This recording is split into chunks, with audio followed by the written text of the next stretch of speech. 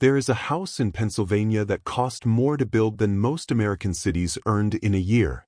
A house where the entry hall alone consumed the annual wages of 300 factory workers. A house designed not to shelter a family, but to announce the arrival of a new kind of American power, one that didn't need a title, didn't require a crown, but commanded the same submission that European nobility once took for granted. Stand at the iron gates of Lynnewood Hall in Elkins Park, 20 minutes north of Philadelphia, and you're looking at something that was never meant to be merely a home. What you're seeing is a declaration. A mansion completed in 1897 with 110 rooms, spanning 70,000 square feet across 3 floors and 2 wings, constructed at a cost that historians estimate between $8 and $12 million in period currency, the equivalent of nearly $400 million today. But those figures, precise as they are, don't capture what Lynnewood Hall actually was. This was architecture as warfare. A structure built to prove that American money had not only caught up to European aristocracy but had surpassed it, and had done so without inheriting a single dukedom or marrying into a single royal bloodline. The man who commissioned it didn't come from old money. He made it. And he made it in ways that most people never saw, through systems most people never understood, in industries that ran on labor and contracts and backroom agreements that turned municipal services into private fortunes. Lynnewood Hall was his proof, his monument, his way of saying that he had arrived at a level of wealth so extreme that it required a physical form, a palace on American soil that could rival anything in England, anything in France, anything that centuries of inherited privilege had ever produced. But here's what they don't show you in the photographs. Here's what the architectural records and the society pages never mentioned. A house like this doesn't just cost money to build. It costs money to breathe. Every door that opens, every chandelier that glows, every marble floor that stays polished, it all requires an invisible infrastructure of labor, of maintenance, of constant financial hemorrhaging that only the very richest families can sustain. And even then only for a while. Because Lynnewood Hall, for all its grandeur, was built during a very specific moment in American history. A moment when the rules hadn't caught up to the money yet. A moment when men could accumulate wealth faster than governments could tax it, faster than society could regulate it, faster than even their own descendants could manage it. The Gilded Age, they called it. A term that sounds celebratory until you remember what gilding actually is. A thin layer of gold over something cheaper, something hidden, something that eventually shows through. Between 1870 and 1900, American industrialists built more private palaces than any generation before or since. They built them in Newport, in New York, in Chicago, in San Francisco. They built them as seasonal retreats, as urban showpieces, as country estates where they could host presidents and senators and foreign dignitaries and make it clear, without ever saying it directly, that they were the ones who actually controlled the machinery of American power. Lynnewood Hall was one of these houses. But it wasn't just one of these houses. It was among the largest, the most expensive, the most meticulously designed, and eventually one of the longest to survive in a state of frozen decay after the money ran out. Because that's the question that hangs over every mansion from this era, the question that no architect ever includes in the blueprints. What happens when the fortune that built it can no longer sustain it? What happens when the heirs don't want it, when the taxes exceed the income, when the staff disperses and the systems that kept it alive quietly shut down? What happens when a house this large becomes a liability instead of a legacy? Lynnewood Hall is the answer. Not the only answer, but one of the clearest. A house that was built to last forever, designed with materials that could survive centuries, filled with art and craftsmanship that museums would kill to acquire, and yet, today, it sits largely empty. Intact but abandoned. Preserved but unlived in. A monument to a kind of wealth that America once celebrated and then, slowly, quietly, stopped knowing what to do with. But before we talk about the fall, before we walk through the silent halls and the empty galleries and the rooms where no one has lived in decades, we need to understand the beginning. We need to understand the man who built it, the fortune that paid for it, and the specific machinery of Gilded Age wealth that made Lynnewood Hall possible. Because this wasn't just about having money. Plenty of people had money. This was about having so much money that you could afford to pour millions into a house that would cost millions more to maintain, and still have enough left over to buy art collections that would make European nobles jealous, to fund political campaigns, to control entire industries without ever holding public office. This was about building a house that didn't just shelter you, it amplified you. It gave you gravity. It made people come to you. And in 1897, when Lynnewood Hall opened its doors for the first time, it did exactly that. The question is, who really paid for it? And why couldn't it last? Peter Arell Brown Widener was born in 1834 to a family that owned a brick business in Philadelphia. Not poor but not wealthy. Not aristocratic, not connected, not positioned for the kind of fortune that would eventually allow him to commission a 70,000 square foot mansion. What Widener had, instead, was timing, and an understanding of how American cities were about to change. He started as a butcher. That's the official story, the one that gets repeated in every biography. Peter Widener, the butcher who became a billionaire. But that version skips over the machinery. It skips over the part where Widener didn't just sell meat. He secured contracts to supply Union troops during the Civil War, contracts that paid in federal dollars while the government was spending faster than it could count. By the time the war ended in 1865, Widener had made enough money to stop selling meat and start buying something more valuable: access. He understood, earlier than most, that American cities were about to explode in size, and that the real fortunes wouldn't be made in factories or railroads, they'd be made in transit. In streetcars. In the systems that moved people from their homes to their jobs and back again, every single day, twice a day, at a fare that seemed small but added up to millions when you multiplied it by entire populations. Widener bought into Philadelphia's streetcar system in the 1870s. He consolidated lines, eliminated competitors, secured exclusive franchises from the city government, and built a transportation monopoly that controlled how hundreds of thousands of people moved through the city. Then he electrified it. Then he expanded it. Then he took the model to Chicago, to New York, to other cities where the same systems were being built, and he made sure he owned a piece of every major urban transit network in America. This wasn't innovation. This was control. By the 1890s, Widener was one of the richest men in the United States, with an estimated fortune of between $75 and $100 million, somewhere in the range of $3 to $4 billion in modern terms. But wealth at that scale wasn't just about money. It was about influence. Widener sat on the boards of banks, railroads, utilities, and art institutions. He financed political campaigns. He hosted senators and governors and foreign dignitaries at private dinners where policy was shaped before it ever reached a public vote. He didn't need to hold office. He had something better: proximity to everyone who did. And in 1897, when Lynnewood Hall was completed, Widener made sure the house reflected that power. This wasn't just a place to live. It was a place to receive, to host, to make other powerful men walk through your entry hall and understand, before a single word was spoken, that you had ascended to a level of wealth and control that most of them would never reach. The architect was Horace Trumbauer, a 31-year-old Philadelphia designer who had never worked on a project of this scale but who understood, instinctively, what Widener wanted: a house that looked like it belonged in Europe but functioned like an American power center.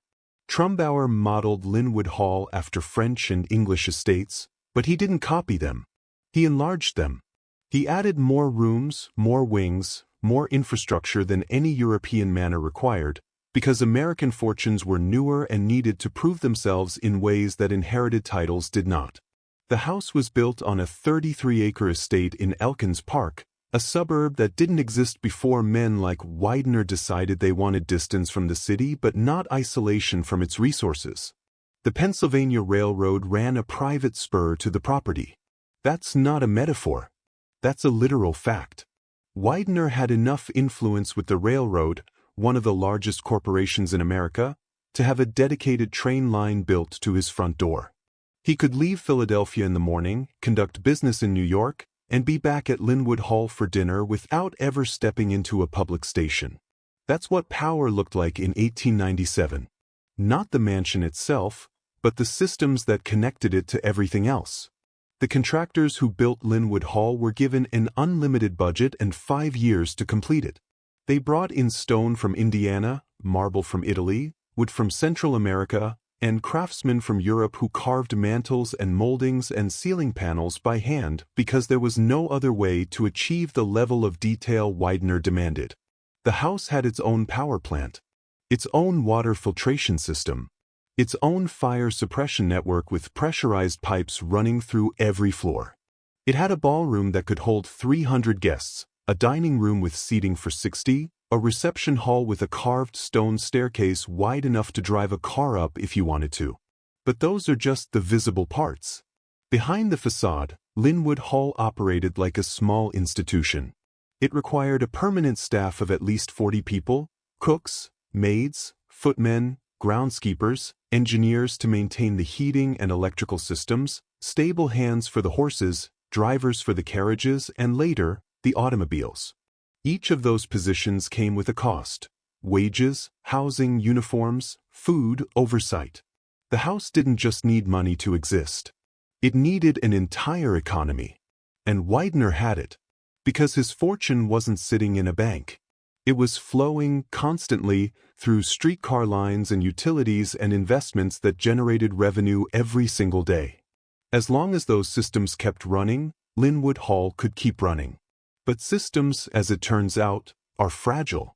They depend on monopolies that governments eventually challenge, on technologies that eventually become obsolete, on heirs who eventually inherit control but not the same understanding of how to maintain it. Widener didn't see that coming. Or maybe he did, and he built Lynnewood Hall anyway, because men who accumulate wealth at that scale don't build for practicality. They build for permanence. They build monuments. And monuments, by definition, are designed to outlast the people who create them. Peter Widener died in 1915, 18 years after Lynnewood Hall was completed.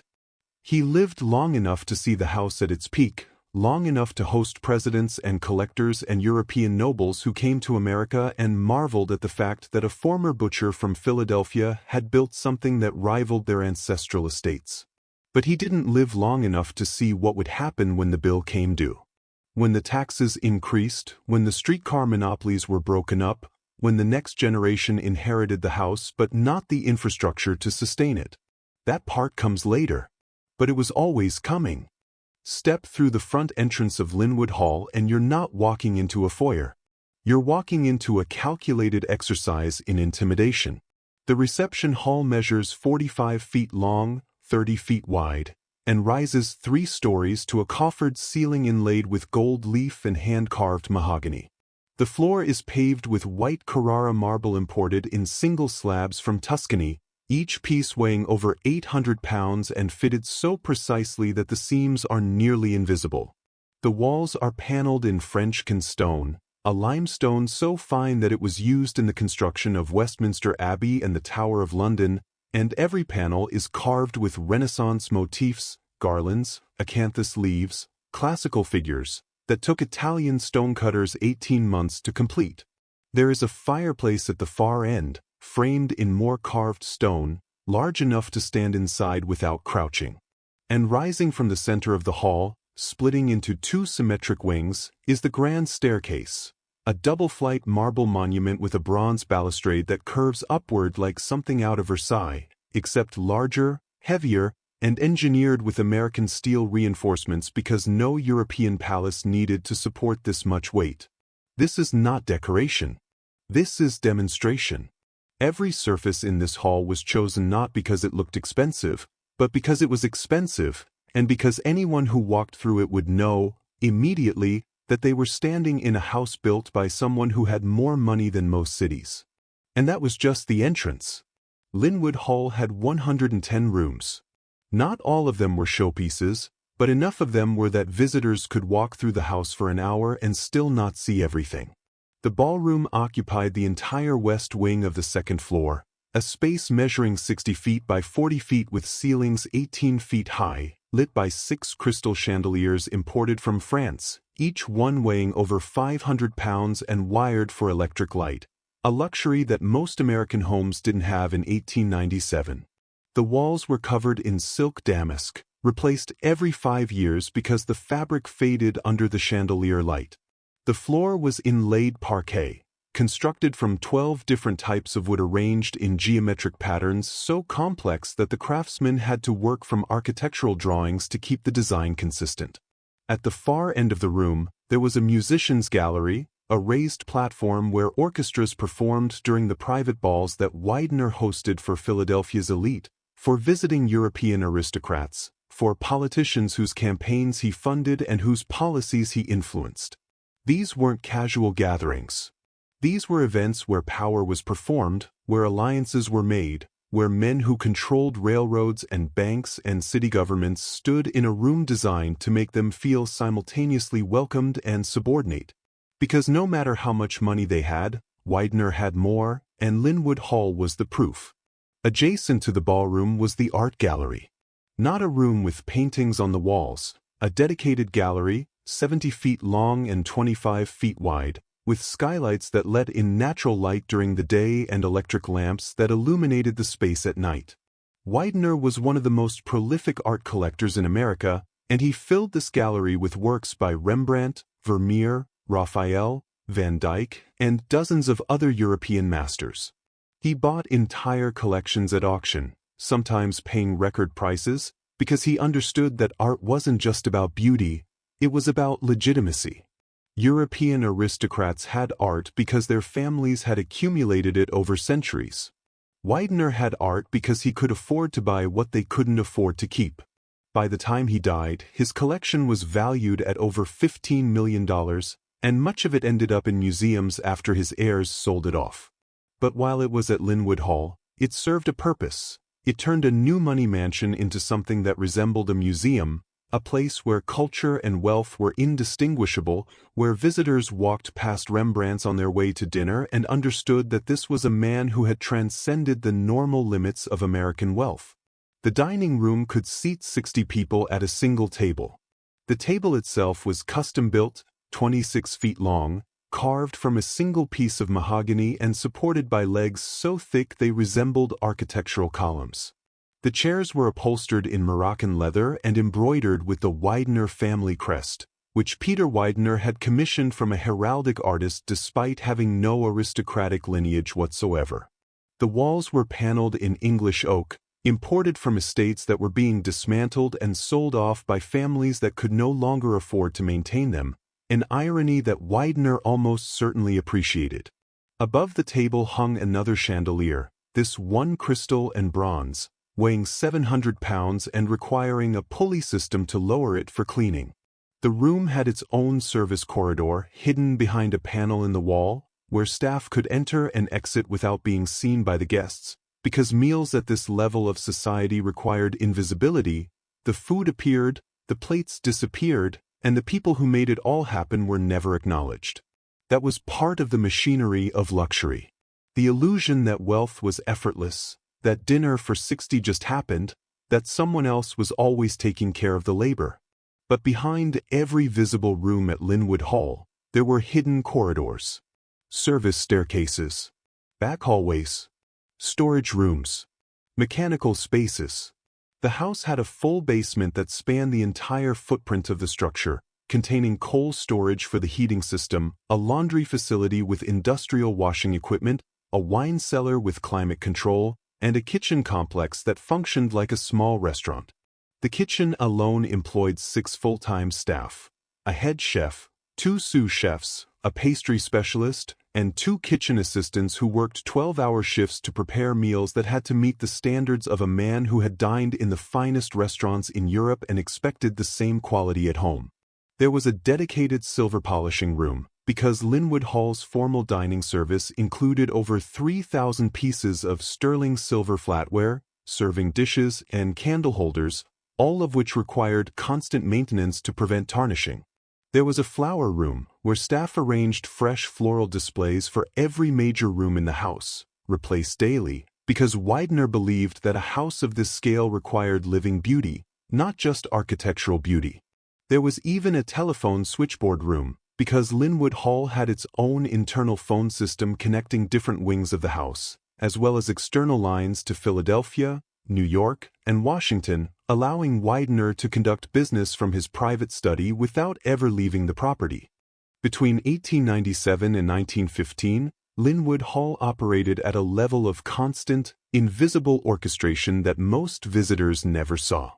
To walk through the house during one of Peter Widener's formal dinners was to witness a kind of social theater where every gesture, every entrance, every course of the meal had been planned weeks in advance by a staff that moved through hidden corridors and communicated through signals that guests were never meant to notice. The house wasn't just maintained, it was performed. Every day. The estate employed a minimum of 40 full-time staff members during this period, though that number swelled to over 60 during the social season when Widener hosted multiple events per week. These weren't temporary hires. They were permanent positions with strict hierarchies, specialized roles, and living quarters on the property. The head butler managed the front-of-house staff and reported directly to Widener, overseeing everything from table settings to guest logistics. He earned approximately $2,000 per year, more than most American factory workers made in 2 years, and lived in a private apartment on the 3rd floor with a view of the service courtyard. Beneath him were footmen, valets, chambermaids, and parlor maids, each assigned to specific rooms or tasks. The kitchen operated under a French-trained chef who earned $3,000 annually and had full authority over menu planning, ingredient sourcing, and the supervision of 5 kitchen staff members. Meals at Lynnewood Hall weren't prepared, they were engineered. Formal dinners typically featured 12 courses, each paired with a different wine from Widener's cellar, which held over 4,000 bottles at its peak. The logistics were staggering. A single dinner party for 50 guests required 3 days of preparation, ordering provisions from specialty suppliers in Philadelphia and New York, coordinating with the florist for table arrangements, polishing silver, pressing linens, and conducting full dress rehearsals where staff practiced the timing and choreography of service so that no guest ever waited for the next course or noticed a plate being cleared. The dining room had a hidden service panel in the wall, which opened into a narrow corridor that connected directly to the kitchen. Staff could move dishes in and out without ever being seen by the diners, maintaining the illusion that the meal simply appeared. There were buttons beneath the table that Widener could press to signal the butler for wine, for the next course, or for adjustments to the room temperature. The table itself was so large that conversation across it was nearly impossible, which was intentional. Guests spoke to those immediately beside them, and seating arrangements were planned in advance to facilitate specific alliances, negotiations, or introductions that Widener wanted to occur. These weren't social gatherings. They were business meetings disguised as hospitality. Men who controlled railroads, banks, and utilities sat in the same room and discussed consolidations, mergers, and political strategies while consuming meals that cost more than most Americans earned in a month. And Widener, always at the head of the table, never pushed. He simply provided the setting and let proximity do the work. Because that's what Lynnewood Hall was designed for.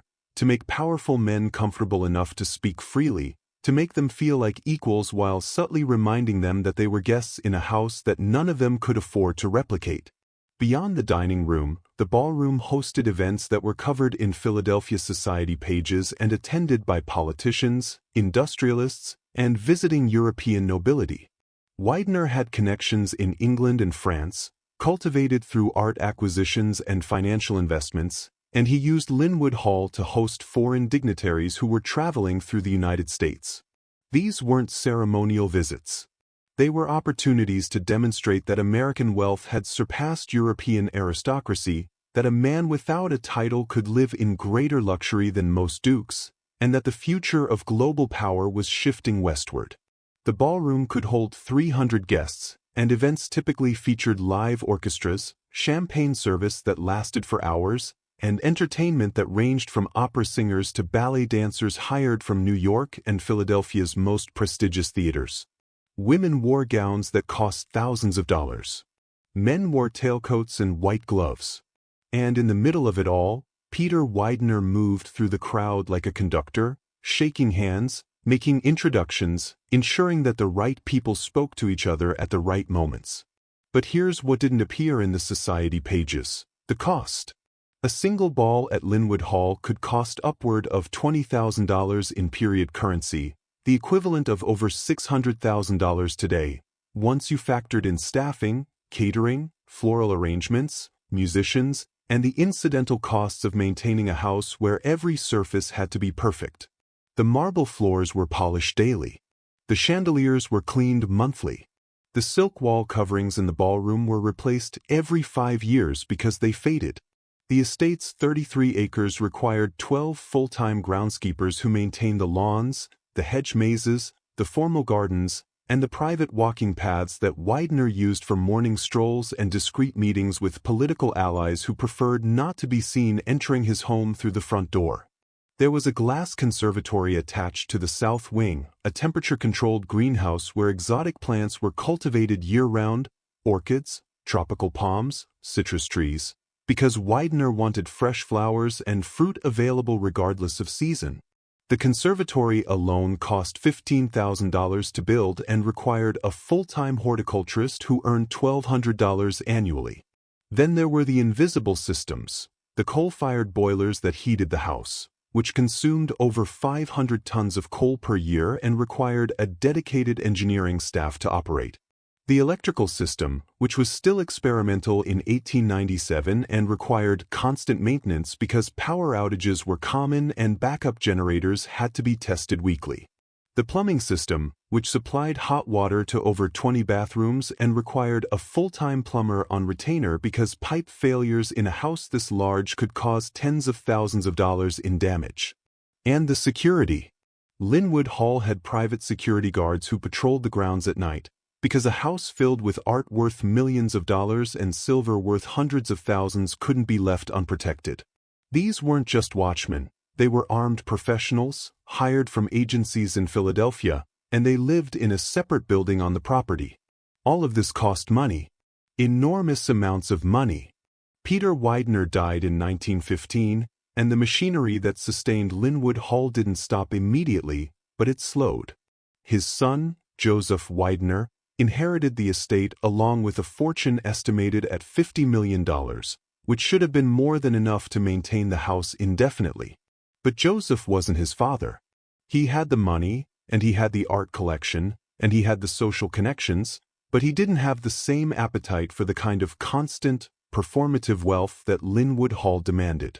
Joseph preferred New York. He spent more time in Manhattan than in Elkins Park, which meant that Lynnewood Hall, for the first time since it was built, wasn't being used as its creator had intended. The ballroom sat empty. The dining room hosted fewer dinners. The staff was reduced, slowly at first, from 60 to 50 to 40, and eventually down to a skeleton crew that maintained the house but didn't operate it at full capacity. And that's when the costs started to become visible. Because a house this size doesn't scale down gracefully. You can't just close off a wing and pretend it doesn't exist. The heating system still needed to run, because an unheated mansion in Pennsylvania winter would suffer catastrophic damage: pipes bursting, wood warping, plaster cracking. The roof still needed repairs, and a roof spanning 70,000 square feet required constant attention because even minor leaks, left unaddressed, could destroy ceilings, walls, and the art that still hung in the gallery.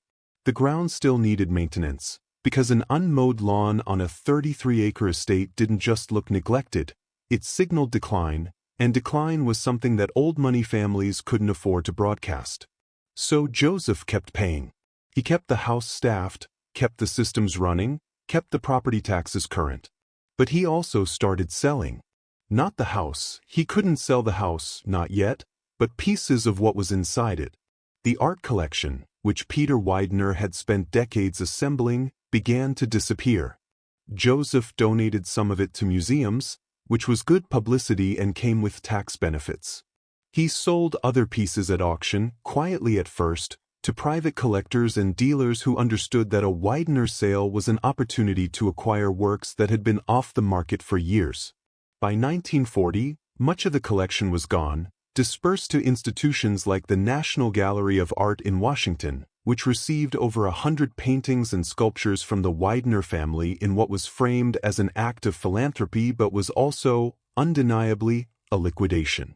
Because the art had been part of the system. It hadn't just been decoration, it had been collateral, a store of value that could be converted into cash when the underlying fortune stopped generating enough revenue to cover the costs of maintaining the empire it had built. And by the 1930s, those costs were accelerating. The Great Depression collapsed asset values across the board, which meant that the streetcar lines, the utility investments, and the real estate holdings that had generated Peter Widener's wealth were suddenly worth a fraction of what they'd been during the peak years. Joseph's fortune didn't disappear, but it stopped growing and, more importantly, it stopped being large enough to support the lifestyle that Lynnewood Hall represented without trade-offs. Then came taxation. The federal income tax, introduced in 1913, had started at modest rates, but by the 1930s and 1940s, top marginal rates were climbing towards 70 and eventually 90%. Estate taxes, designed specifically to prevent the kind of dynastic wealth accumulation that the Gilded Age had produced, made it nearly impossible to pass a fortune like Peter Widener's to the next generation without massive liquidations. Joseph understood this. He was smart enough to see that the world his father had built and wasn't coming back, that the regulatory environment had changed, that the tax code had changed, that society's tolerance for extreme private wealth had changed. And he started making decisions accordingly. He spent less time at Lynnewood Hall. He reduced the staff further. He stopped hosting the kind of events that had once defined the house's purpose. And when he died in 1943, he left behind a fortune that was still substantial, estimated at $20 million, but he also left behind a question that no one in the family had a good answer to. What do you do with a house that costs $500,000 a year to maintain when the social and financial structures that made it viable no longer exist? Joseph's heirs didn't want to live at Lynnewood Hall. They had their own homes, their own lives, their own priorities. The house, for all its grandeur, was a relic. It belonged to a version of American wealth that had peaked in 1900 and had been in slow decline ever since. It required a full-time staff that no one wanted to manage. It required constant capital investment, new roofs, new boilers, new electrical systems that no one wanted to fund. And most critically, it required someone to be present, to occupy it, to use it in a way that justified its existence.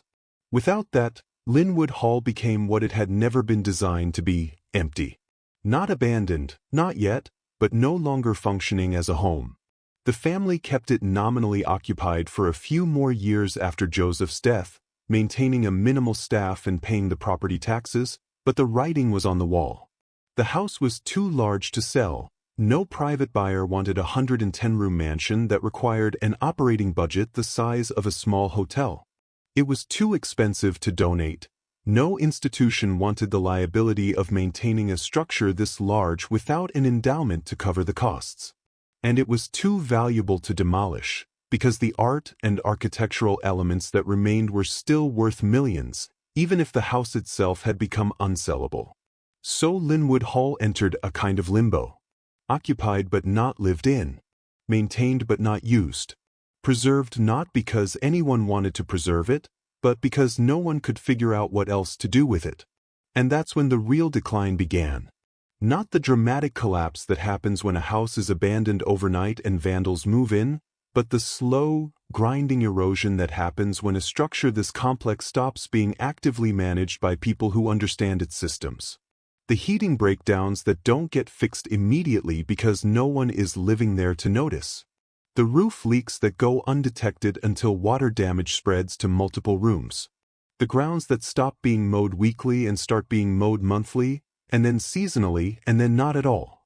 The staff positions that don't get refilled when someone retires, because no one is sure how much longer the house will even be occupied. By the 1950s, Lynnewood Hall was still standing, still structurally sound, still filled with architectural elements that would be worth preserving under different circumstances. Here's what kills a mansion: not fire, not demolition, not even vandalism, taxes. The Widener family, for all its remaining wealth, was facing a financial equation that no amount of money could solve indefinitely. Lynnewood Hall sat on 33 acres in Elkins Park, and by the 1950s, the annual property tax bill had climbed to over $30,000, the equivalent of nearly $400,000 today. That was just the tax. It didn't include heating, which required hundreds of tons of coal annually. It didn't include the roof repairs, which on a structure this size meant replacing sections of slate and copper that cost tens of thousands of dollars per project. It didn't include insurance, which for a house filled with architectural elements worth millions required specialized coverage that most carriers wouldn't even offer. And it didn't include staff, because even a minimally maintained estate of this scale needed engineers to monitor the boilers, groundskeepers to prevent the property from becoming overgrown, and security to deter vandalism. Add it all together, and Lynnewood Hall was costing the family somewhere between $200,000 and $300,000 per year just to keep it standing. Not to live in, not to use, just to keep it from collapsing. And the family had a choice: keep paying indefinitely for a house that no one wanted to occupy, or stop paying and let the consequences unfold. They chose the latter, but they didn't do it all at once. The abandonment of Lynnewood Hall was gradual, a slow withdrawal that happened over decades, not overnight. First, the staff was reduced to a single caretaker, a man who lived in a small apartment on the property and was responsible for basic maintenance, checking the boilers, locking the doors, reporting major issues to the family's lawyers. Then the utilities were scaled back. The electrical system was kept operational, barely, but the heating system was turned off except in the coldest months, which meant that large sections of the house sat unheated for years, causing wood to warp, plaster to crack, and pipes to freeze and burst in rooms that no one noticed until the damage was already done. Then the property taxes started going unpaid. Not because the family couldn't afford them, but because they had decided, quietly, that Lynnewood Hall was no longer worth the cost.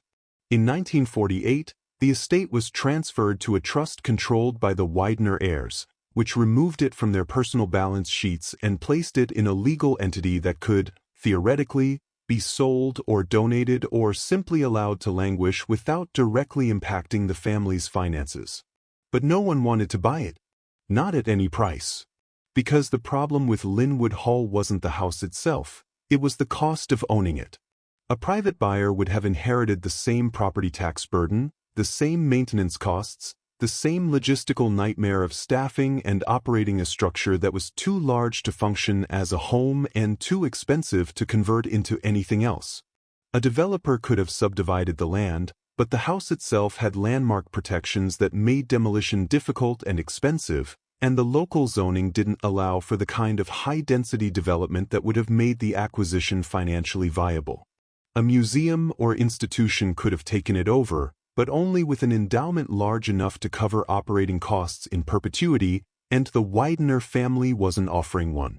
So Lynnewood Hall sat. Legally owned, minimally maintained, essentially abandoned. The family continued to pay just enough to prevent total collapse.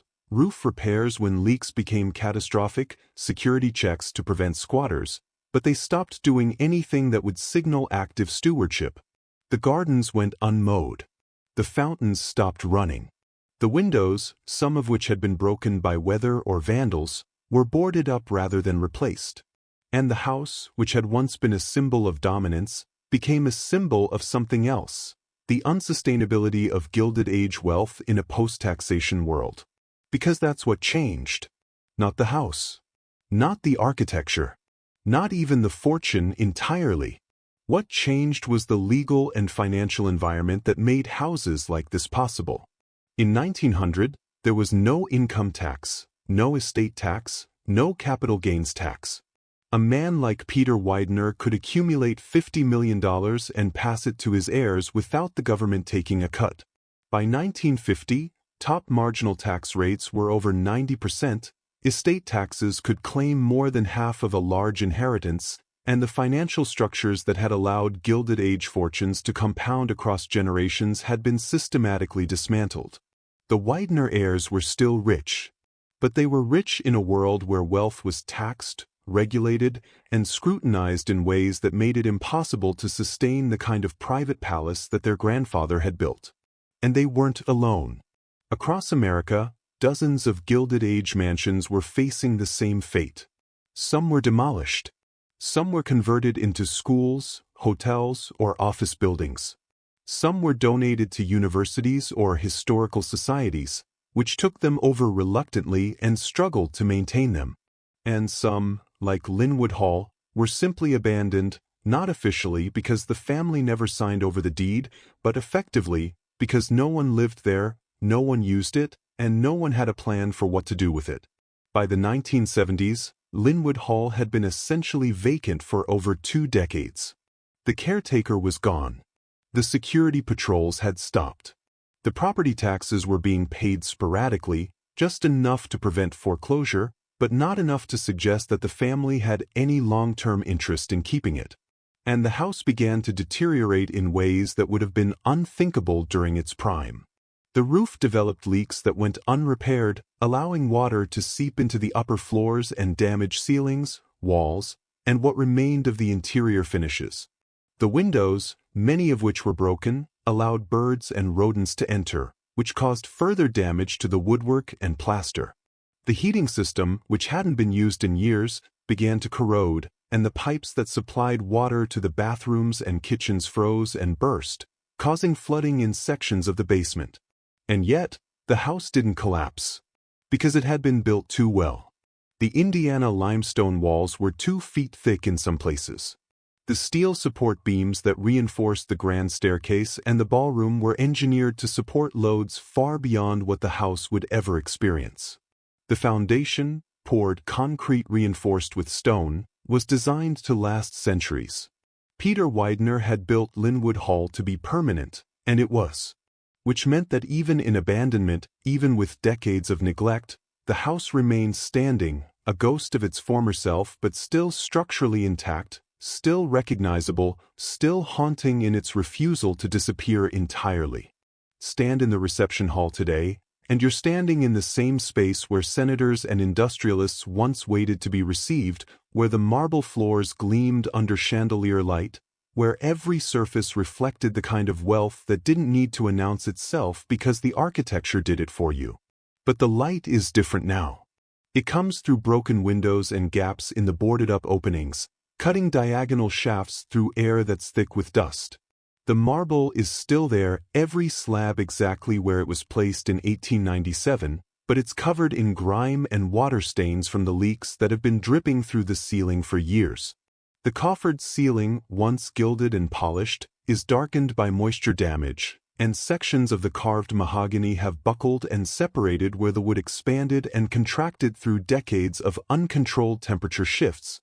The grand staircase is still intact.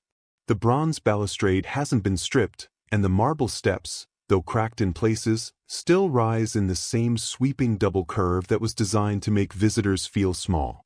But there's no one here to feel small.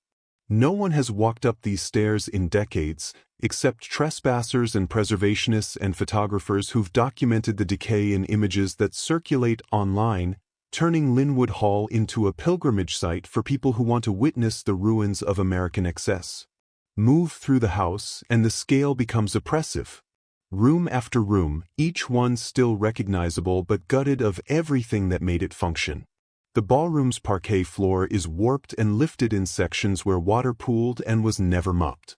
The silk wall coverings are gone, either removed by the family before they stopped maintaining the property or rotted away entirely, leaving bare plaster marked with the faint outlines of where the fabric was once attached.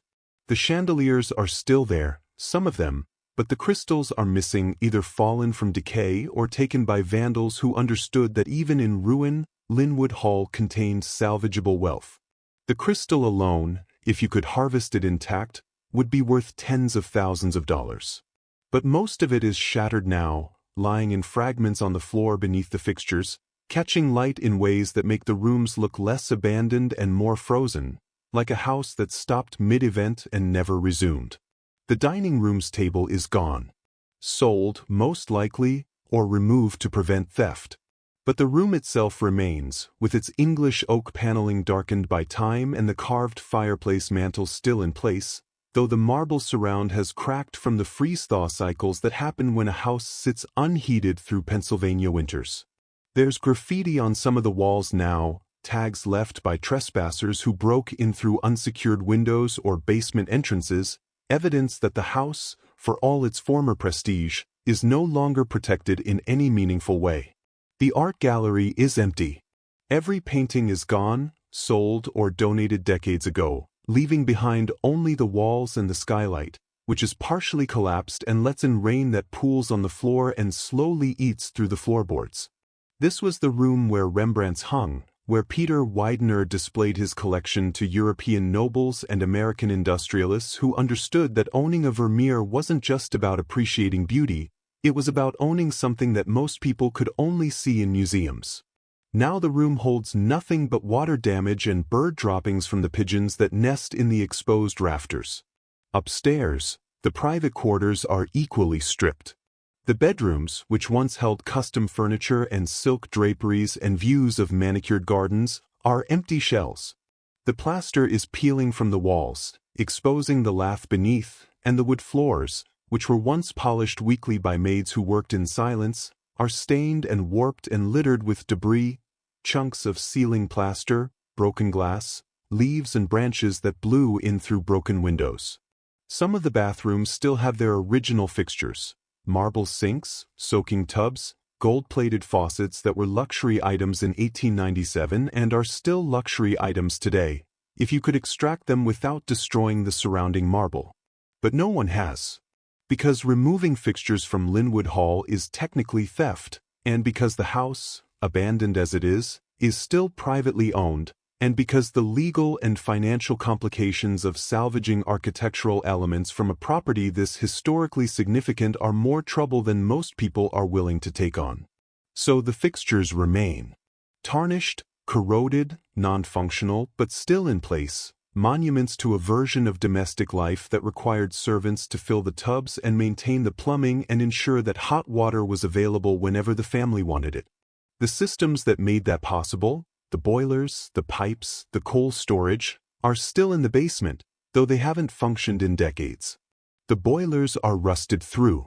The pipes have burst in multiple places, and the basement itself is partially flooded, with standing water that's been there so long it's turned black and stagnant, breeding mosquitoes in the summer and freezing into sheets of ice in the winter. This is what happens when a house this complex loses its support structure. It doesn't collapse all at once. It fails slowly, system by system, as each component breaks down without anyone to repair it. The roof leaks, which lets in water, which damages the ceilings, which damages the walls, which damages the floors, which eventually destabilizes the entire structure. Lynnewood Hall hasn't reached that point yet. The foundation is still sound. The walls are still standing. The grand architectural elements, the staircase, the fireplaces, the stone facades, are still intact. But the house is dying. Not from vandalism, not from fire, not from intentional destruction, but from neglect, from the accumulated weight of decades without maintenance, without heat, without anyone to care whether the systems that kept it alive continue to function. And yet, the house refuses to disappear. Preservationists have documented every room, every architectural detail, every salvageable element, in the hope that someone will eventually fund a restoration. But restoration of a house this size would cost upward of $50 million, possibly more, and would require not just money but a viable plan for what the house would become: a museum, a hotel, a private residence, something that could generate enough revenue or social value to justify the investment. No such plan has materialized. And so Lynnewood Hall sits, still owned by the Widener family's successors, still legally protected from demolition, still visited by trespassers and photographers and preservationists who document its decay, still standing as evidence that even the most extravagant private palaces in American history can become unsellable, unmaintainable, and ultimately unlived in, because the financial and social structures that made them possible no longer exist. Lynnewood Hall is still standing. That is the first thing to understand. Despite decades of abandonment, despite leaks, graffiti, broken windows, and more than half a century without residents, the mansion remains structurally intact. Its limestone walls still bear weight. Its grand staircase still rises through 3 floors. Its architectural skeleton still refuses to surrender to gravity or time. That refusal is precisely what makes Lynnewood Hall important, not as a romantic ruin, but as evidence of what wealth actually costs when it is built at this scale. Most people look at Lynnewood Hall and see tragedy, a masterpiece neglected, a beautiful house ruined. They ask why no billionaire has restored it, why the government hasn't turned it into a museum, why someone hasn't saved it. Those questions are reasonable, but they miss the point. Lynnewood Hall was never designed to be saved. It was designed to be sustained by a fortune so vast that maintenance costs were irrelevant, by a social order where private palaces were normal, and by a tax system that allowed wealth to accumulate without redistribution. When those conditions disappeared, the house became unsustainable, not because of failure, but because the world it was built for no longer exists.